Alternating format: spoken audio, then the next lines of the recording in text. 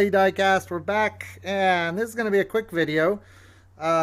Once again, we have absolutely nothing at our local Walmart, so we have gone out to the flea markets and the swap meets and the garage sales, and our local big housing complex nearby had a what they call a yearly garage sale, meaning all the houses put all their stuff out in a garage sale. So it makes it real easy to go look. And of course, I was looking for Hot Wheels and toys and so forth. So I thought we'd see what I got because it's kind of a grab bag. So first off, Chevy Concept, Camaro Concept, 2011. This is one I do not have. I collect the 2011s. I don't have this in a package. And I don't know if this was a Walmart exclusive or not. I don't think it was. So, Chevy Concept. This is a really neat car. Next, we got a Passing Gasser. By the way, you notice we brought back the diorama for this just to give us a better background. Passing Gasser. This one is from, I think, 2010. And this one was a Walmart exclusive if it had the Goodyear tire logo there on the back. This one is not. Kind of a strange car because it's got the two different wheels on it. So you can get a better look at it. It's got some nice tampos on it. This one's in pretty good shape. I got all these for 25 to 50 cents each. There was a lot of others, obviously. I just got the ones that I liked. This is a BMW M3 from 2013. I didn't think I had this one because I thought this was a 2008. It was not. And I have that already. So, next we've got a Dodge Charger. One of my favorite castings. This one's kind of interesting. It's 2004, but it's from a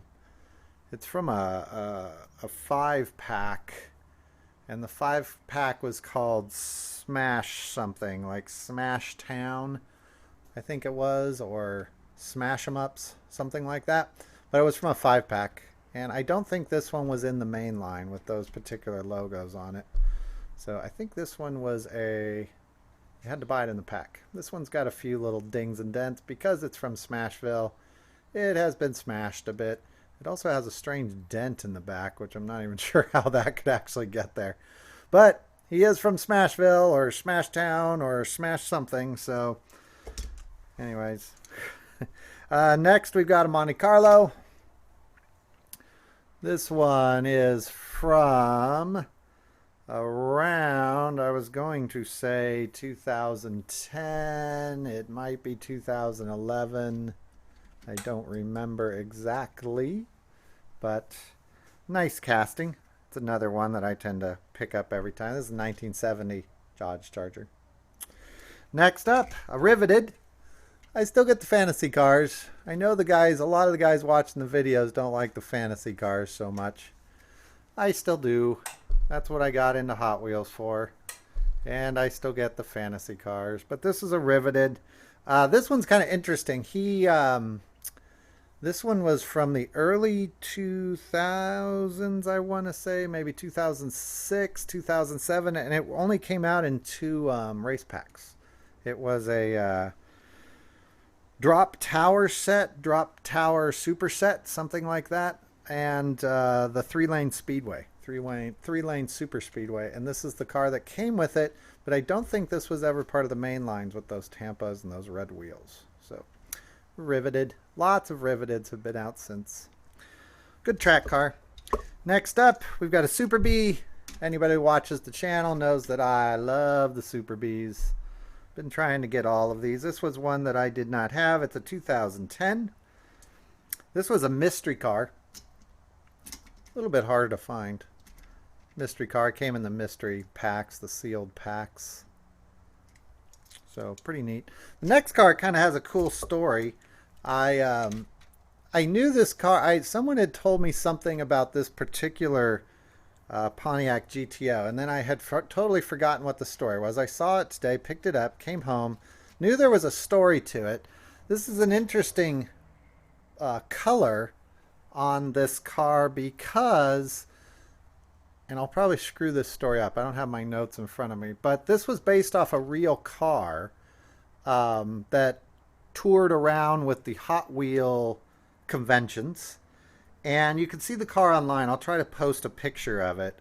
But it is the actual coloring of this were a real car. It also came with gold rims. And I don't know the story on the gold rims, whether those were Walmart exclusives or whatever. And it also was a Larry's Garage model. And the Larry's Garage model came out earlier. So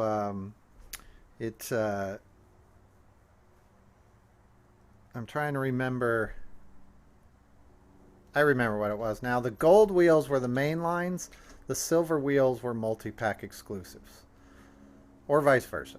I'm not sure, but I'm pretty sure that's what it was. So this same color of this particular GTO has been around for a while because it's based off a real car.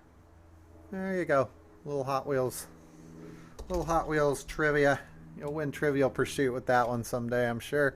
And Impala, this guy, oh, he came out sometime pre-2000. I'm going to say 1999, 1998. So he is an old one. He's got the lace wheels on him. And a very cool Impala. The Impalas are not my favorite, but this one's a cool one. Next up, we got one of my favorite castings. The totally hard to remember named Metrorail.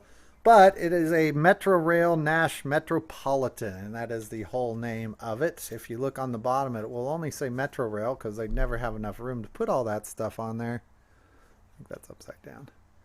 There you go. Oh, sorry. Oh, they're going to prove me wrong. This says Nash Metropolitan on it. Metrorail, there you go. Metrorail Nash Metropolitan. It's all on there. Yeah. There, go figure. Anyways, it's a really cool car. This one was part of the Graphic series. It was a mainline 2004. It'll come to me. It was the Scraphead series. And I don't exactly know if Scraphead is a designer, but all of them had these types of designs on them. So a cool one. And this guy, this is an interesting car. I picked it up today because it's one of my favorite castings. I just like it for the track. It's a good track car because it's kind of heavy. And it's a Thomasina, but it does not have the name on the bottom anywhere. But it does have, which is interesting, if you can see it right there, it says designed by Tom Mead. It actually has the designer's name on the bottom. And that's how I always remember this particular casting, is because it's designed by Tom Mead. It's the Thomasina. And they did not put a lot of these out. There's a couple of them in red, and there's only about 2 other colors of them. But this is the first edition. I think everything I read says this thing's supposed to have a logo on the right side, and mine does not. So I don't know why. I doubt it's a variation. It doesn't look like anything got scraped off there. So anyways, Thomasina. Cool car. All right, and moving on, we have I got notes on a couple of these. My Talbot Lago. This guy. This is another car that does not have its name on the base. It's an older car, you can tell from the metal base. I looked this one up. It's a Talbot Lago.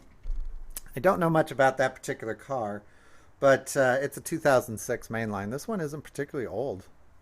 For a metal base, it's pretty impressive. All metal car. It's a pretty heavy car. So, next up, this guy. This one, I was all set to call this the Beach Blaster. And for the old timers, you know, a Beach Blaster looks similar to this, except it has a little window back here and it doesn't have these side windows.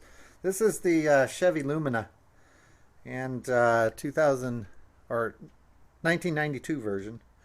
First edition. Strange model. It's very light and it has this kind of funky bass on it. And I don't know the story behind this. Usually these strange bass cars have some sort of story, like they're from a different manufacturer or something. But so if anybody knows the story on this one, let me know. I bet there's a story behind this guy, where that casting came from. So Chevy Lumina. Next up, we've got a pair of Camaro Z28s. Man, I got a lot of these. I must have 6 or 7 of this particular model, and I've got about 10 to 12 other colors of this that are all basically the same car, different color. No interior on these, and they just always stand out to me because they don't have the interior. But this is a 1998 model. This one is 1998. It was part of the main lines, as far as I know. Not rare. I do see those a lot. So next up, one of my favorite castings again, and this one has a fun story. It's a Porsche Carrera. It's a 2000. Came out with the 2000 line, and if my camera is showing it as purple, it's actually like a very sparkly metallic blue. My camera doesn't handle blues very well. But this one was a Corgi casting originally, I think. I think it was one of the Corgi cars that came over, and I've run into a few of these in the last couple videos. And when I saw this today, I picked it up mainly because of that reason. I already had one of these, but it's packed and stored away somewhere, and I couldn't find it. But I think this was a Corgi model originally, and Matchbox used the casting. There were a few of these. But yeah, this is the 2000 version. So next, this guy has a bit of a strange history. This is the, and I always have fun with it, he is the Aero Flash. That is what this one is called. He also goes by Large Charge, and he goes by Silver Bullet. All the same casting, 3 different names, and I don't know if Hot Wheels has given 3 different names to anything before. Maybe. I tend to run across a lot of these. This is an old Blackwall version, except I don't think this one's very old. It is a color changer, I think. Sure looks like one. We tried to get the color to change here before the video. In fact, it's still got some water spots on it. I couldn't get it to change. I was careful not to get the wheels in water just in case it's an older version. But I couldn't get it to change. And it does not look like a color changer because it's got this metal base. So I don't know. I looked it up on South Texas Diecast, and I thought I found it as a color changer from 2000, but I don't know. 2009, sorry. So maybe there's a older version, because it certainly looks like a Blackwall car. Like I said, we put it in water, but we were very careful not to get any of the metal or the wheels wet. So if anybody knows the story on that, go ahead and post. We've got another classic Cobra. This is not the same one you've seen in the last few videos. We've just happened to have picked up about 5 of these over the last couple weeks. One of the oldest cars, this might be the oldest car we're showing. This is an 1986, came with the mainline series. Blackwall tires, metal base. This one is in the best shape of any of them I've seen. The hood does open. I don't want to open it too much, but you can see the hood does open there. So, nice car. This is next one is a 36 cord. Here, we'll put the 36 cord here with the old Talbot logo. They can go camping in the desert together here. But the cord, obviously, older model. Looks like a Rolls Royce to me, but I don't think it is. There's the base. It does say cord on it, 36 cord. I don't know anything about this particular car. I'm assuming that's a real car. This is the first edition, though, and it's in great shape. Very happy to find it. It's got one little ding there on the front, but very happy to find that one. Last of these cars is it's a muscle machine, and I picked it up, and I like the muscle machines. I really don't know what to do with them. I just like them. They're too expensive to collect, so I get them when I find them. Using them for customs is really difficult because they have very, very thin, little bit of space there. And cutting the tires off these, I don't know if it'll show, but the black is all one piece, and the hubs can pop out of these, which is about the only useful piece.